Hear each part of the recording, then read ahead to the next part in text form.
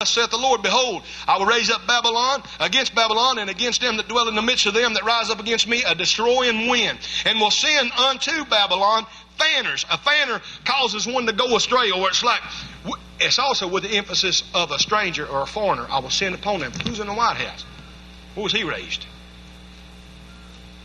What's a fanner do? Causes people to go astray. Scatters them. People scattered. Split right down the middle. He says, and they will fan her and shall empty her land, for in the day of trouble they shall be against her round about. Well, I've already mentioned, you look at your gas stations, you look at your hotels, you look at the businesses that are owned by people other than American ties. And it's just think if for 2 days they close their gas stations down, your mobility shut down. When the time of trouble comes, they ain't going to be for you. They can smile at you and say, oh yeah, thank you, thank you. And they want you gone. They want their flag over this country. It's in their book. It's in their book. World conquest is in their agenda. And see, this dominion theology, these kingdom now, satanic doctrines, it's the same garbage from the Christianic perspective.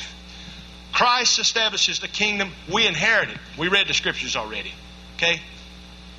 Nothing new under the sun. No new things. Against him that bendeth, let the archer bend his bow. Against him that bendeth. All we do is war. We've been at war since the inception of this nation. Fighting in one place or another.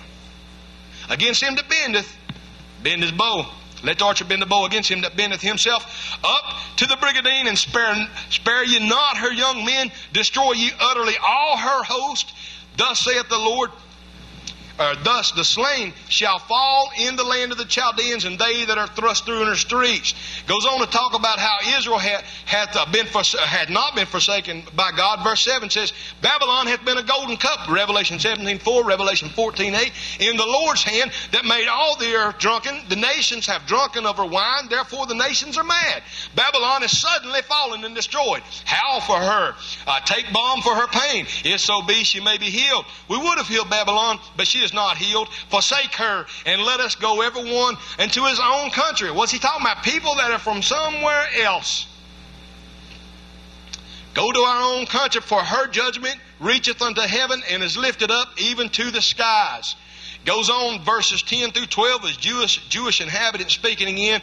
Verse 13 says, O thou that dwelleth upon many waters, abundant in treasures, thine end is come, and the measure of thy covetousness. Look on verse 25. Behold, I am against thee, O destroying mountain. Remember, a mountain is a nation. Who does destroy a nation? Did I mention Hiroshima and Nagasaki and anybody else that we go against? There's nothing but annihilation. What they call acceptable casualties now. It doesn't matter. Whole villages and stuff wiped out. Blowed away. Force your muscle on people. Destroying mountain. Saith the Lord which destroyeth all the earth, and I will stretch out mine hand upon thee, and roll thee down from the rocks, and will make thee a burnt mountain. Look at verse 29. And the land shall tremble in sorrow, for every purpose of the Lord shall be performed against Babylon, to make the land of Babylon a desolation without an inhabitant. Nobody living there. Look at verse 33. If you have to go, go. For thus saith the Lord of hosts, the God of Israel, the daughter of Babylon. The daughter of Babylon is like a threshing floor. It is time to thresh her. Yet a little while, and the time of her harvest shall come. I want you to look on at verse 30, beginning verse 36. Therefore thus saith the Lord, behold, I will plead thy cause and take vengeance for thee, and I will dry up her sea and make her springs dry, and Babylon shall become heaps, a dwelling place for dragons, and astonishment and an hissing without an inhabitant.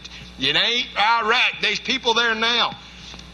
They shall roar together like lions. What's our mother symbol? A lion. The descendants from Britain, America, Australia, New Zealand, these countries, they're young lions.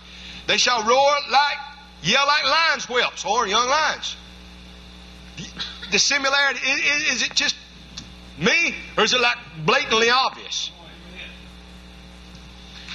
He says, in their heat, these lions' whelps, when they're roaring, and when they're the strongest, and when they're on top, and when they think they got everything in their control, in their heat, I will make their feast, and I will make them drunken. that they may rejoice and sleep a perpetual sleep, and not awake, saith the Lord.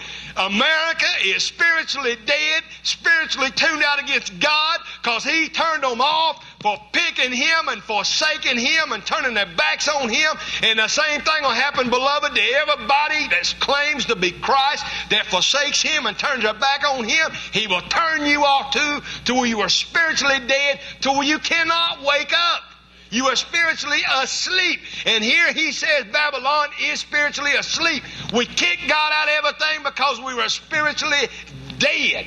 The church is lukewarm, Christ says, and the world hates the light. Christ said, hates Him.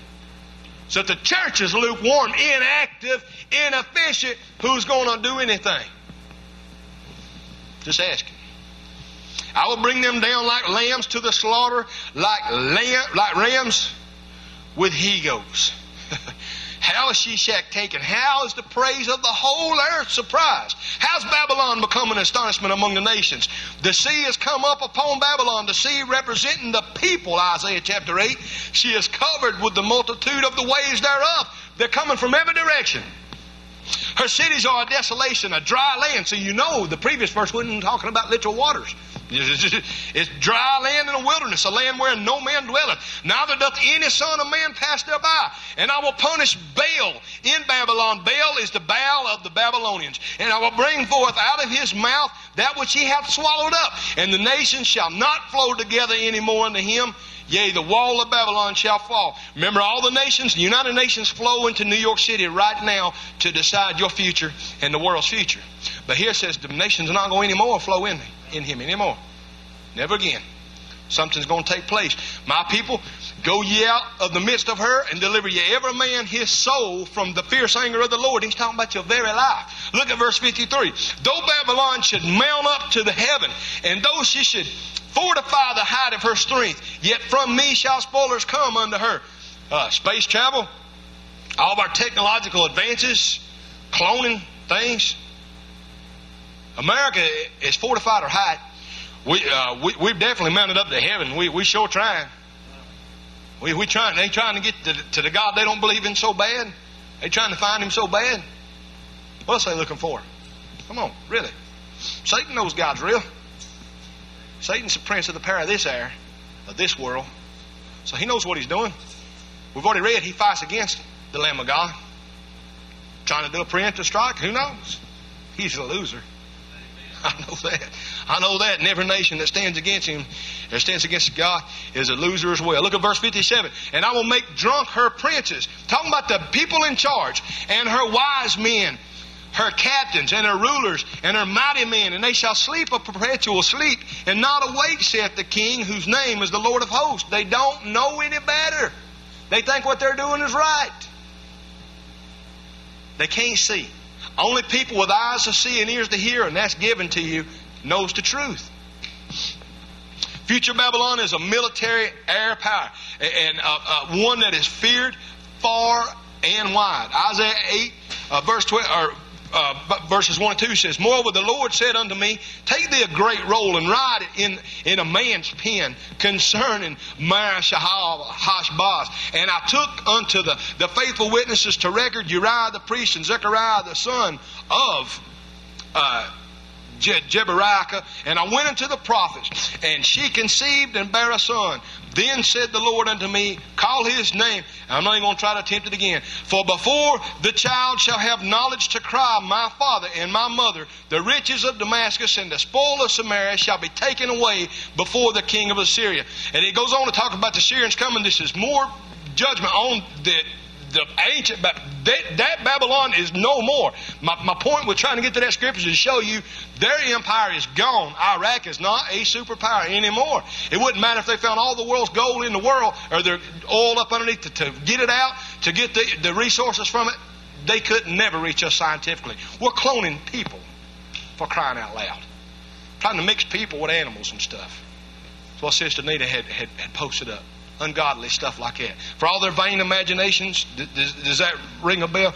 And listen, I want to share a couple more. Woe to the land shadowing with wings. Remember, she's an air superpower, which is beyond the rivers of Ethiopia. So it can't be Ethiopia. It's beyond the rivers of it. That sendeth ambassadors